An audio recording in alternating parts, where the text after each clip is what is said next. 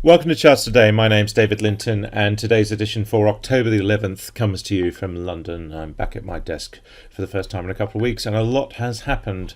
We see, of course, gas prices. First of all, just take a look at gas prices. It's all the talk in the markets at the moment. So this is European gas TTF. Went as high as 160, fell back to 80. I mean, halved in a couple of days. So this is the front month contract. This 80 level is really key support now, maybe finding cloud support. This price action on the 1 minute chart will be key. We'll come back and look at energy markets at the end, but that's going to be the big watch this week. Looking at the main markets, looking first of all at the dollar. Dollar index continues to look strong, just teetering with cloud support here at the moment. This is my weekly, daily and 60-minute charts, the long-term, medium-term and short-term view of the market. And we're seeing here that dollar making one year highs, looking very strong still for a surge there. So dollar strength. That means the euro is weaker against that stronger dollar, just falling away on that medium term trend. Long term, we're not quite bearish yet, but still looking bearish. Against the yen, we're above 112 for the first time in a few years. So that's looking strong there, and that's always a good lead indicator for the dollar. So this indicates that the dollar will probably go higher against most currencies. 136.45 against sterling. So we're seeing sterling just falling against that dollar, recovering a little bit this last few days. Short-term bullish, but for the moment, dollar strength is really the picture there. And if we look at against the euro, we're nudging the 118 level. We saw that in August. So we are ripe for a breakout in sterling against the dollar. A lot of talk about UK interest rates starting to push sterling a little bit higher there. Bitcoin looking strong at $56,000. The 83,000 target is still very much in place. If we look at the S&P 500 index, we're down slightly on Friday. We're still weak on that short-term chart, finding support on the cloud on the medium term. But there are signs that this trend is just rolling over for US stocks. So we need to just see how that develops. But there are just signs that we're running out of steam there. And we are seeing that in the shorter term downside targets. Downside target 8% on the medium term. NASDAQ, similar picture, of course. We're still bearish below the cloud there. And the futures are set to open lower this morning. S&P future down 1/3%. The NASDAQ E-mini down 0.4%. And the VIX volatility back above 20. So the fear index is just showing its signs. Last week it was higher. We fell back towards the end of the week, but the VIX is just creeping up at the moment. The FTSE future is flat. The DAX in Germany is down 0.4%, and the CAC Quarante by a similar amount. Japan was strong. It was up 1.7% overnight, and the Hang Seng was up 2%. So we saw quite good strength in Asia. The Shanghai index, little change. The Sensex up 0.5%. So generally, Asia strong. We'll look at the energy mix in a minute. Just looking at some of the soft commodities, we've got sugar up 0.7%. Wheat edging higher all the time, looking set to make new highs, and we've got good upside targets there, so that's looking pretty strong. Gold struggling at the 1750s level.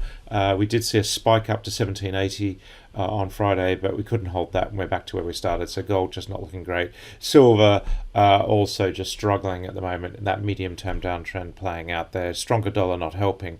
Platinum is up slightly, but again in bearish form. The palladium contract is actually pushing really much higher, up 5% this morning. So that's a floor for palladium. It'll be very interesting to see if we can hold that level. So quite a strong recovery there, but it has, of course, fallen away quite sharply. US 10-year yields above 1.6%, so we are just pushing ever higher to this 1.75%, so that's quite key. It's really almost a foregone conclusion that we're going to see higher levels here. 169 on the short term chart, and on the 30-year we're seeing here pushing into medium-term bullish there as well. So that's a real feature of the market at the moment. Bond yields looking strong again.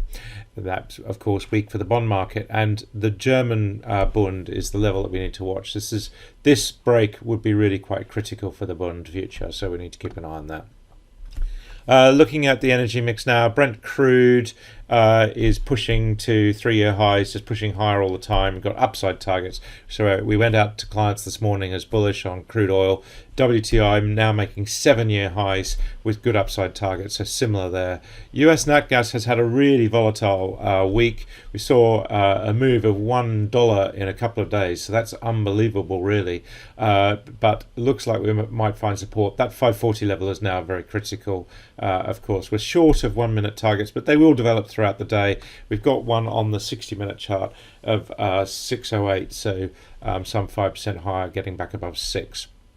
Coal has had a real fall from grace. It was nudging nearly the 200 mark and then just fell away, holding the long-term trend, but short-term we are through the 60-minute cloud and we do have downside targets now developing. So coal may have seen its highest level. We need to find where it finds support and then see if we can build a base to make a new high. If we do make new highs, we'll have a new thrust target giving us even higher levels. Emissions actually up this morning, but the short-term chart is bearish, and we do have these downside targets on the 60-minute chart and on the 1-minute on the daily chart. So for the moment, we're actually bearish on emissions on the basis of that chart.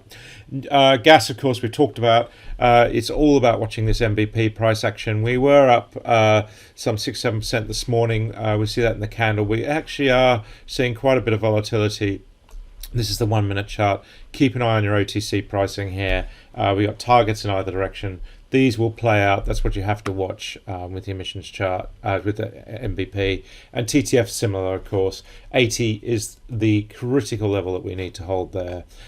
Taking a look at German power, up 4% this morning. Maybe just finding some support here, but this again is pretty critical. This 115 level, that's what we need to hold. We've got downside and upside targets, so we're neutral on power at the moment.